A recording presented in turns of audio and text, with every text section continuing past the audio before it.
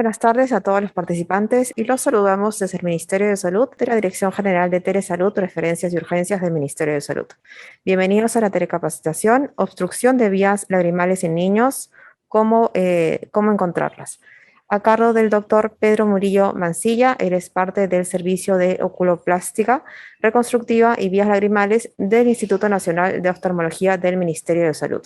Quisiéramos recordarles a todos los participantes que pueden hacer cualquier pregunta o duda a través del chat. Muy buenas tardes, doctor Pedro Murillo Mancilla. Lo escuchamos atentamente. Adelante. Sí, buenas tardes. ¿Qué tal? Los saluda el doctor Pedro Muro. Yo soy parte del INO y doy gracias a ustedes, a Telesalud, a la Red Nacional, por esta invitación. El tema que vamos a tocar ahora es de obstrucción de vías lagrimales en niños, algunas recomendaciones iniciales, ¿no?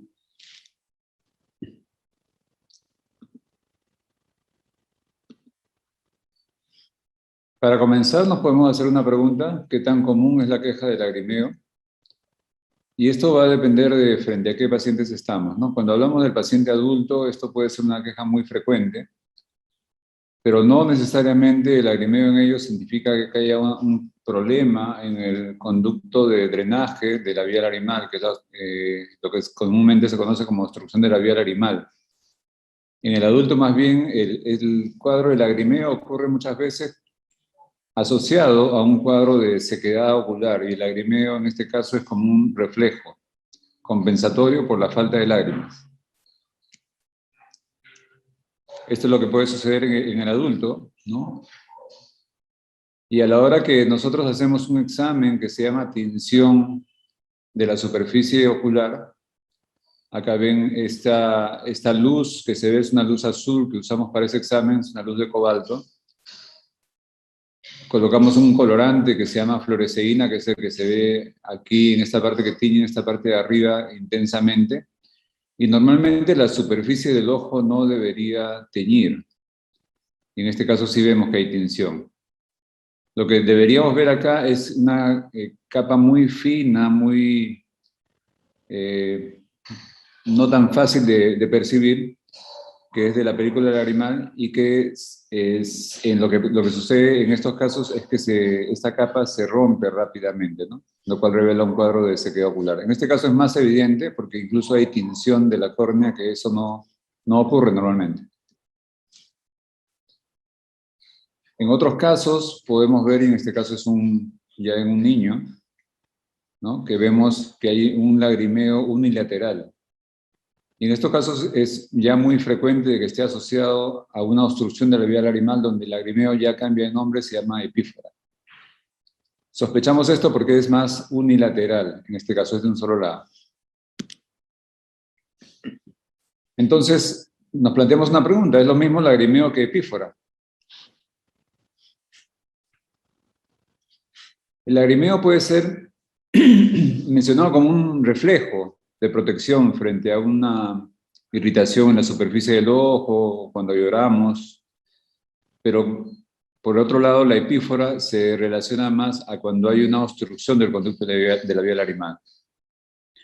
Acá arriba tenemos en este gráfico que ven ustedes hacia la derecha, tenemos esquematizada la glándula lagrimal aquí en color celeste, ¿no? Y cuando hay alguna molestia en la superficie del ojo, inmediatamente se produce un reflejo que induce que la glándula lagrimal produzca más lágrimas de lo que se necesita en ese momento.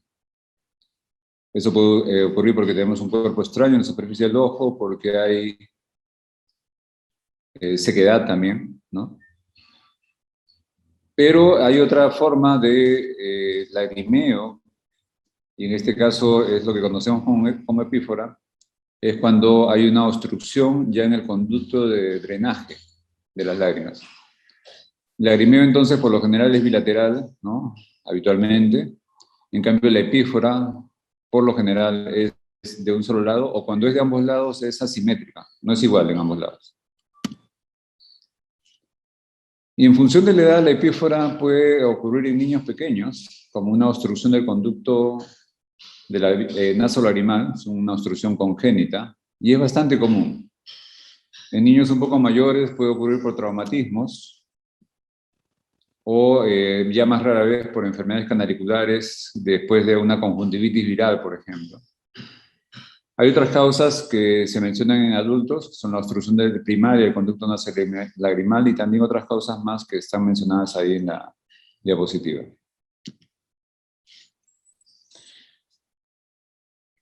En la práctica, la obstrucción de la vía lagrimal es algo frecuente en personas mayores, sobre todo en mujeres, por encima de los 40 años. En quienes no se conoce exactamente la causa, es multifactorial. Y en estos casos el tratamiento es predominantemente quirúrgico. ¿Es lo mismo en los niños? ¿Es diferente en los niños? Y la respuesta es que sí, en los niños es diferente. En esta charla nos enfocaremos principalmente en la obstrucción de vía lagrimal del niño. De hecho, hay que revisar un poquito la anatomía, ya en parte lo hemos hecho. Acá tenemos en la parte más externa y arriba la glándula lagrimal, muy cerca de la ceja, ¿no? A este nivel, la cola de la ceja en realidad. Otra parte de la anatomía que debemos conocer es, esto se refiere con respecto a la producción de lágrimas, que no solamente ocurre en la glándula lagrimal, sino en toda la superficie, en la conjuntiva del ojo, toda la superficie.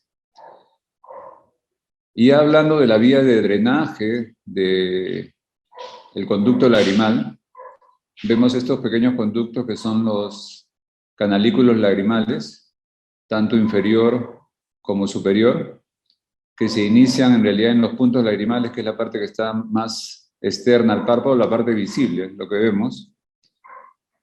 Y todo lo demás que está por dentro, los canalículos se unen en una porción común que llega a lo que se conoce como saco lagrimal, que es esta porción más grande que ven acá, un poco alargada, que luego se hace un poco más delgada y forma lo que se conoce como un conducto nasolagrimal. Nasolagrimal porque justamente llega hacia la nariz y descarga en la parte inferior de la nariz, lo que se llama en el meato inferior, a nivel de una válvula de Hasner, que es lo que está mencionado aquí. Esta válvula de Hasner va a tener importancia en lo que vamos a mencionar durante el desarrollo, el final sobre todo del desarrollo embrionario, que es cuando nacemos incompleto.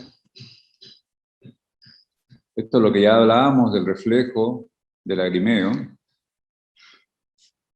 Y acá graficándoles lo que ocurre, que es una obstrucción del conducto del nasolagrimal, al final del conducto, lo que produce lo que ya mencionamos, que es la epífora. Entonces, ¿qué tan común es la epífora en el niño? Esta puede aparecer con frecuencia semanas después de nacido. Y en realidad es bastante frecuente, puede encontrarse entre un 6 y un 20% después de varias semanas de nacido. Pero no la encontramos inmediatamente. ¿Y por qué no se encuentra inmediatamente? O sea, el recién nacido cuando llora, tiene llanto sin lágrimas, ¿no? Y eso es algo que si ustedes recuerdan o observan, lo van a ver. Entonces, para ello es necesario conocer el desarrollo, la maduración de la glándula, tanto de la glándula como de la vía lagrimal. Acá una imagen de recién nacidos, donde tienen llanto sin lagrimeo.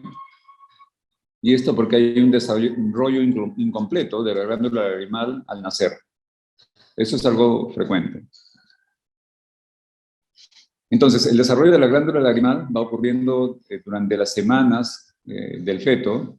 A las 15, 16 semanas ya se reconoce una estructura, ¿no? Con acinos glandulares y todo eso, pero falta que se desarrollen los conductos de drenaje. Y eso es lo que pasa, que cuando nacemos está incompleto. Y es por eso que no tenemos lagrimeo cuando lloramos de niños. En el llanto de los niños no hay lagrimeo, es común. Esto nuevamente es el mismo gráfico que veíamos hace un rato, donde se ve la formación de la glándula lagrimal. Y por otro lado también tenemos el desarrollo de la vía lagrimal. Entonces son dos cosas, la glándula lagrimal y la vía lagrimal. En el desarrollo de la vía lagrimal, que también cuando nacemos está incompleto, se forman una estructura inicialmente sólida, que va a comunicar, lo que ven acá ya son los párpados abiertos, ¿no? Y es el conducto que se está formando en forma sólida al inicio y no llega a comunicar, ¿no? Cuando finalmente lo hace, lo primero que se logra abrir son los puntos lagrimales. Y lo último que se logra abrir es abajo el conducto nasolagrimal, en lo que mencionábamos hace un rato como glándula de la válvula de Hasner. Entonces, cuando nacemos, esta comunicación no está abierta, pero como todavía no producimos lágrimas suficientes, tampoco tenemos lagrimeo, no tenemos epífora. A las semanas, cuando esta válvula de Hasner todavía no está abierta, pero ya tenemos suficiente producción de lágrimas, entonces es que ocurre la epífora. Entonces, algunas ideas claves hasta acá es que el desarrollo de la glándula lagrimal y el conducto nasolagrimal no están completos al nacimiento. Sin embargo, el conducto nasolagrimal demora un poco más, demora varias semanas para desarrollarse por completo después del nacimiento, y es por eso que comienza a aparecer la epífora. Este incompleto desarrollo del conducto nasolagrimal lo podemos manifestar como una queja, ¿no? de los padres, ¿no? que mencionan que el niño está lagrimiando. Es una consulta frecuente, ya mencionamos que era entre un 6 hasta un 20% de los recién nacidos que pueden tener esta queja. Ahora, nos hacemos dos preguntas. ¿Puede mejorar esto espontáneamente? ¿Y cuál sería el manejo? Entonces, a continuación, eso es lo que vamos a seguir tocando. ¿Cuándo sospechar obstrucción de la vía lagrimal en un niño? Cuando hay lagrimeo permanente y por lo general de un solo ojo. Pueden ser los dos, y cuando son los dos es asimétrico. Entonces no ocurre a la vez, ¿no? De la misma manera en ambos lados. Pueden haber también secreciones, legañas. Y hay una cosa que sí hay que tener atención, porque es algo ya diferente, es si observamos lagrimeo en un niño con un ojo que por lo demás nos parece un poco más grande de lo normal, o hay diferencia de un ojo con el otro, y sensibilidad a la luz conocida como fotofobia. En este caso sí debemos tener cuidado, porque esto nos puede alertar a que el niño pueda tener otro cuadro diferente, en este caso un glaucoma congénito.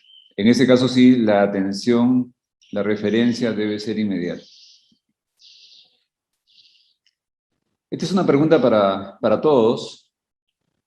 ¿Cuál cree usted que podría ser el mejor manejo inicial en un lactante con posible obstrucción de vía lagrimal? Acá tenemos varias posibilidades. Simplemente observación. Otros podrían pensar referencia inmediata al especialista, aunque este esté muy distante. Me refiero si es que alguien, por ejemplo, está en una ciudad, en un pueblo, al interior del país, y quiere llegar de inmediato con el especialista, aunque tenga que viajar muchas horas para poder verlo, ¿no? La otra condición sería un masaje de la glándula lagrimal, masaje del conducto nasolagrimal, sondaje de la vía lagrimal o cirugía de la vía lagrimal. Entonces, en realidad, cuando por primera vez vemos a un lactante con este problema de lagrimeo y no hay otros signos de alarma, lo mejor es simplemente simplemente observar y esperar que esto pase. La gran mayoría, como ya vamos a ver más adelante, desaparece espontáneamente. O si ya conocemos un poco más, hacer un masaje del conducto nasolagrimal.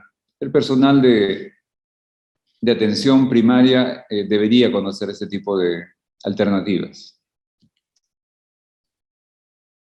De todas maneras, tenemos algunos estudios con respecto a lo que es la obstrucción del conducto nasolagrimal. Se ha hecho un cuestionario. ¿Cuál es la calidad de vida? ¿Cuáles son los síntomas de estos pacientes versus el paciente que no tiene este tipo de problemas? Entonces, en este escenario, hicieron una comparación en dos grupos, ¿no? Una población con obstrucción de vía lagrimal y otra población sin obstrucción de vía lagrimal. Y en los casos que era unilateral, se observaba al mismo paciente, se preguntaban los síntomas en un ojo versus los del otro ojo. Y en los casos que eran ya habían sido tratados y que había mejoría, compararon antes y después del tratamiento. Se anotaron los síntomas y también en el cuestionario lo que es algunas preguntas respecto a calidad de vida.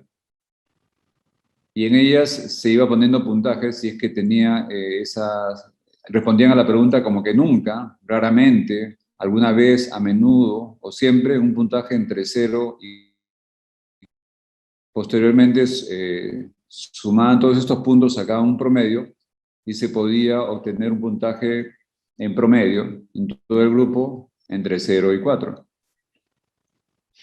Y eso es lo que vamos a ver un poco acá. ¿En qué consistían esas preguntas? Con respecto a los síntomas, por ejemplo, preguntaban si las lágrimas se ven bien en el ojo de mi hijo, dentro de la casa, fuera de la casa, en cualquiera de esas dos condiciones, y le iban dando un puntaje. Si las lágrimas le corren por la mejilla, cuando está dentro de la casa, cuando está fuera de la casa, ¿no? En el interior o en el exterior. Mi hijo tiene basura en el rabillo del ojo, y esto se refiere un poco a tener un poco de legañitas, ¿no? De legañas cuando despierta, durante el día, en todo momento, o solo cuando está resfriado. Igual, se le va dando un puntaje a cada uno de estos puntos. El ojo de mi hijo se ve vidrioso, la piel alrededor del ojo se aprecia enrojecida, el ojo de mi hijo está rojo, o una cosa que podemos observar es que nuestro hijo se sobe el ojo. Todas esas cosas le vamos dando puntaje, ¿no? Ya sea que sea rara vez, alguna vez, a menudo o siempre. Y hago otras preguntas con respecto a la calidad de vida. La apariencia de uno de los ojos de mi hijo no me gusta. La apariencia de uno o ambos párpados de mi hijo no me gusta. A mi hijo le aburre su ojo. Entonces, seguimos con esta encuesta. El ojo del niño interfiere con sus actividades, que es algo que es muy probable que lo puedan reconocer los padres. El ojo del niño interfiere con las actividades diarias de los padres, ¿no? Porque tienen que estar atendiendo las necesidades del ojo del hijo. Y otras más positivas: me siento bien acerca del ojo de mi hijo, me siento preocupado acerca del ojo de mi hijo. Estas últimas preguntas no se les dio puntaje porque disminuían más bien la calidad de la encuesta. Entonces estas últimas no se consideraron. Pero una que sí se consideró al final fue que otras personas comentan acerca del ojo de mi hijo. Probablemente los comentarios son un poco de alerta, un poco negativos, en el sentido de que tampoco les gusta, ¿no?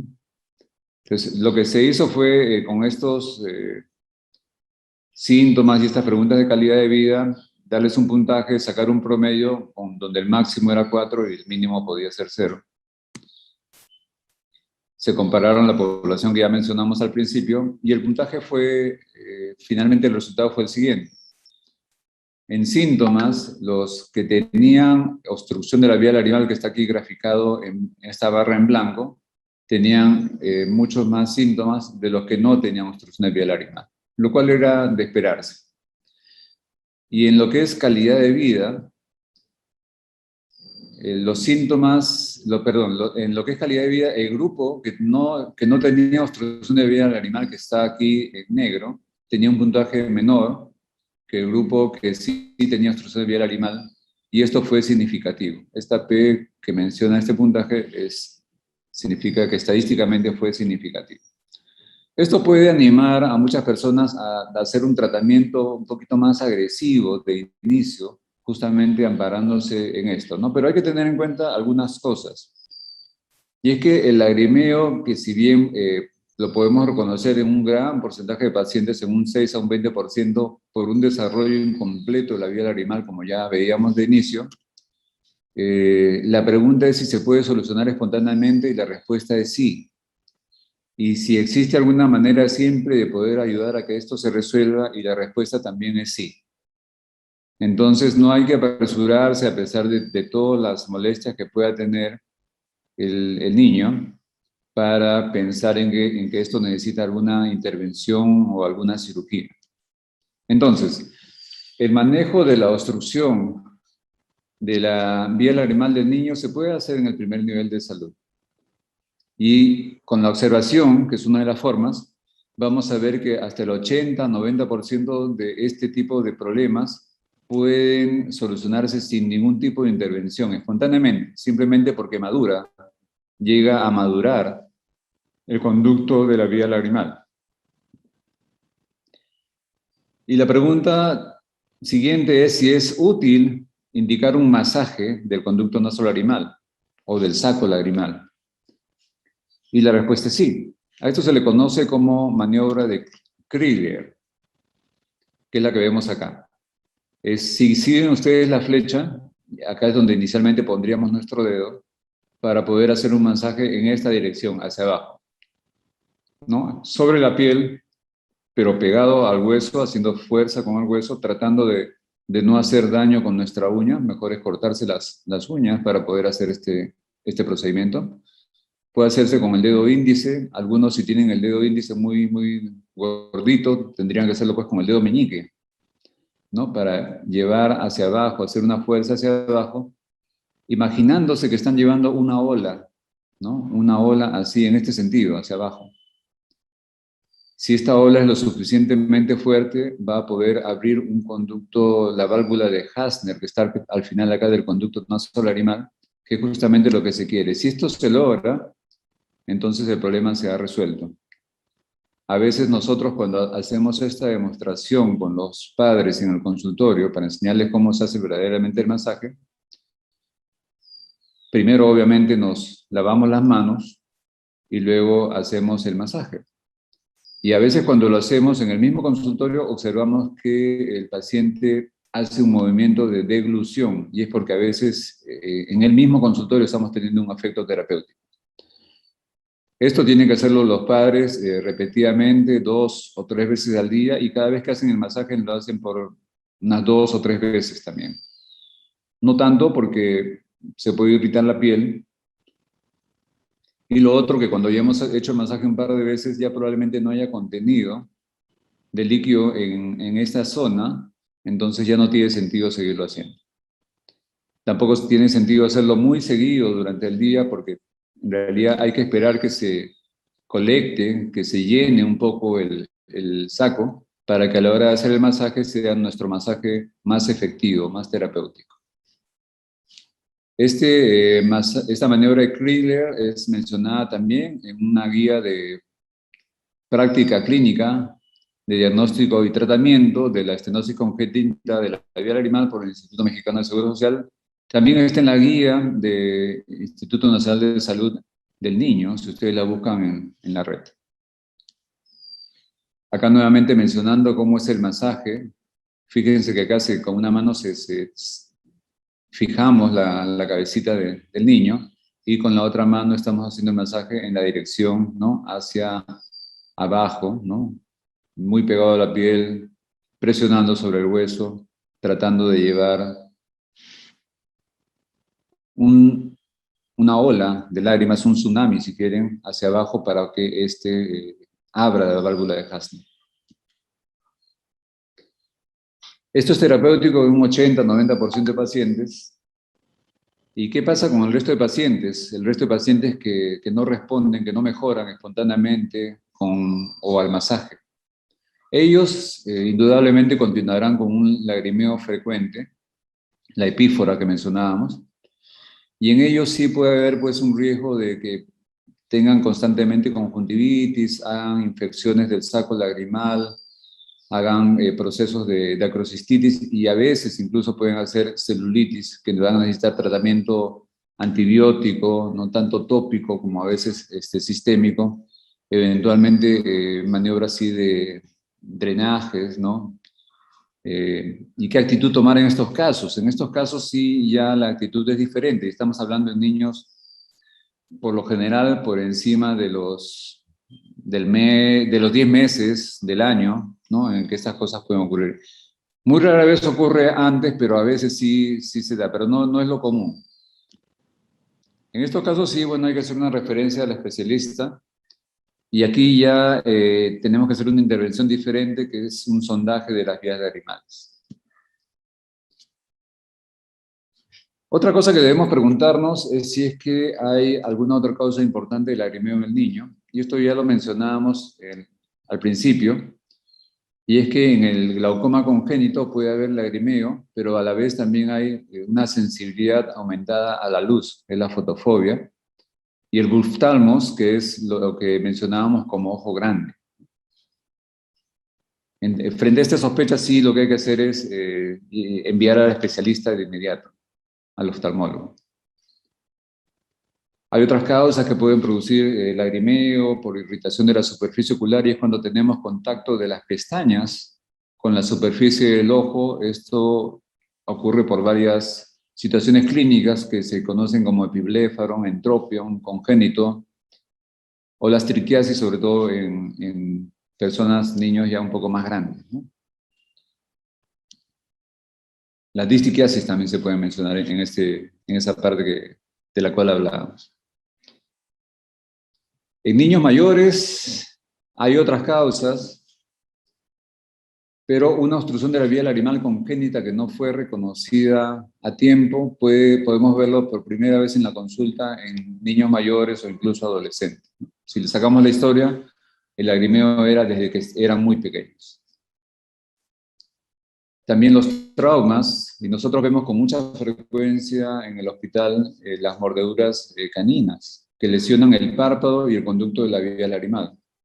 Rara vez estas lesionan ambos conductos, y si es así, sí va a ser causa pues de obstrucción de vía lagrimal alta, que es de un poco difícil tratamiento, y en estos casos es lo mejor si es referir de inmediato para un mejor manejo inicial con el especialista.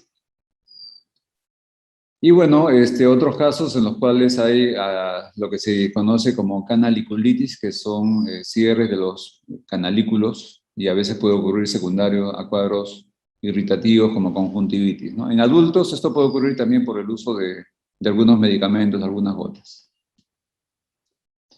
Entonces, ya para terminar, como conclusiones, podemos mencionar que la obstrucción de vía lagrimal es algo en los niños bastante frecuente, y afecta entre un 6 a un 20% de recién nacidos, pero recordemos que de inicio podrían no tener lagrimeo, ya que el desarrollo de la glándula lagrimal todavía es incompleto. El 80-90% de estos casos va a mejorar espontáneamente o ayudados con el masaje. Entonces, no es urgente que estos casos sean llevados al especialista de inicio, sobre todo si uno está en una zona alejada. Es mejor que esto lo puedan ir manejando personal de salud en forma primaria. Entonces se debe reconocer de todas maneras otras causas del lagrimeo, y en este caso sí la referencia es inmediata, así que pensamos en que pudiera haber un glaucoma congénito. Para mencionar nuevamente, estos casos ocurren con lagrimeo, con fotofobia y con lo que se conoce como buftalmos o tener un ojo grande. Y finalmente, los traumas con compromiso de vía lagrimal también pueden producir daño en el conducto nasolagrimal, y de inicio es mejor que esos casos sean resueltos por el especialista en una primera cirugía de preferencia. Bueno, les doy las gracias por su atención en este tema de obstrucción de vías lagrimales en niños. Espero que haya sido muy útil para ustedes, y estoy ya no a responder alguna pregunta que pudieran tener. Muchísimas gracias, doctor Pedro Muro Mancilla, por la información, por la explicación que nos ha brindado. Sí, nos han llegado algunas preguntas. Nos dicen, ¿en qué momento el tratamiento de la obstrucción de la vía lacrimal pasa a ser quirúrgico? Sí, si se refieren a los niños, cuando ya hemos tenido una etapa de observación y vemos que esta pasa cerca del año, 10 meses, el año, y esta no se resuelve, podemos plantear la posibilidad de poder hacer un sondaje de la vía lagrimal, ¿no? El sondaje de la vía lagrimal ya es un procedimiento, y por la edad de estos niños es necesario someterlos a anestesia general. Cuando el sondaje en forma repetida, 2 o 3 veces, no da el resultado que esperamos, terapéutico. Entonces, ahí sí ya, y esto por lo general puede ocurrir al segundo año de nacido, ya podemos pensar en hacer una cirugía que se llama la acrocisto-rinostomía, en la cual sí hay que hacer una nueva comunicación del conducto nasolagrimal hacia la nariz. No es algo que se haga de inicio. Muchas gracias, doctor, por la respuesta. Nos preguntan también, ¿cuál sería la principal complicación si es que no se desobstruye o si no se trata esta obstrucción de la vía lacrimal? Ya, entonces lo que hay que pensar es que en esta zona de obstrucción hay líquido que se retiene, es como tener agua estancada. Esto con facilidad produce contaminación de esa zona y podría llegar a infectarse. Entonces, las infecciones en estas zonas pueden finalmente producir un cuadro infeccioso que puede extenderse a esta zona, formar un absceso, y lo que podría ser un poquito más motivo de alarma es que pueda producir un cuadro de infección que se extienda a los tejidos blandos de la zona, que se llaman celulitis. Eso sí requiere un tratamiento pues, ya con antibióticos sistémicos, drenaje de los abscesos. Esa sería pero rara vez se llega a ese tipo de condiciones. Muchas gracias, doctor, por la respuesta. También nos preguntan, ¿cuál sería el diagnóstico diferencial, el principal diagnóstico diferencial de una obstrucción de la vía lacrimal? Era el que mencionábamos, como un cuadro característico de la obstrucción de vía lacrimal es el lagrimeo, y en este caso cuando hay obstrucción nosotros le ponemos el nombre de epífora. Hay que diferenciarlo en los raros casos que podrían el paciente tener un lagrimeo como consecuencia de un glaucoma congénito. Y en estos casos, una de las cosas es que por lo general es igual unilateral, pero este lagrimeo muchas veces va acompañado de la fotofobia, ¿no? Lo que mencionábamos, que es del deslumbramiento para la luz, ¿no? Le molesta mucho la luz cuando el paciente, eso lo puede dar como dato el padre o nosotros lo podemos ver en la consulta. Y lo otro es que el ojo se puede ver un poquito más grande, como consecuencia del aumento de la presión del ojo ocurre eso que se llama buftalmos. Nos preguntan también si en los adolescentes el tratamiento es el mismo. En un adolescente que tenemos como historia que la obstrucción de vía lagrimal la venía teniendo desde muy pequeño, se puede intentar un manejo parecido. Sin embargo, es muy probable que el masaje a esas alturas ya no dé resultado, ¿no? Lo más probable es que ya no dé resultado. Entonces, el tratamiento en sí no es igual, pero lo que sí podríamos plantear de inicio es la posibilidad de hacer un sondaje, y a veces da resultado, ¿no? ¿Y cuál sería la gran noticia de que este sondaje funcione? Es que nos evitamos una cirugía. Ahora, si es que esto no ocurre y continúa con el cuadro, entonces en ese caso sí el siguiente paso sería una cirugía, una dacrocisto-rinostomía, que es la cirugía que se hace en estos casos. Muchísimas gracias, doctor Pedro Murro, por responder todas esas preguntas. ¿Tendría alguna recomendación final para todos los que nos están viendo? Sí, la recomendación es saber que esto existe, lo vamos a ver con frecuencia, vamos a ver a nuestros niños recién nacidos en un porcentaje, como mencionamos, hasta un 20% que pudieran tener estos cuadros de lagrimeo. No desesperarse en que esto acá necesita atención inmediata. Hay que pensar que con el masaje esto puede solucionarse. Y eso los pediatras ya están también bien, conocen de este tema, y obviamente los oftalmólogos pediatras también. En el hospital este tipo de casos lo vemos tanto los oftalmólogos pediatras como los especialistas en oculoplástica, y ambos los manejamos, ¿no? Estamos Listo, de todas maneras, si es que tuvieran alguna duda, por ahí tenemos nuestro correo, si es que quieren escribirnos, y no sé si tienen algo más. Bien, muchísimas gracias nuevamente al doctor Pedro Muro Mancilla, médico oftalmólogo del Instituto Nacional de Oftalmología del Ministerio de Salud. Hoy ha sido un gusto tenerlo el día de hoy con nosotros. Muchas gracias. Ya, Amigos, a muchas gracias a todos. usted.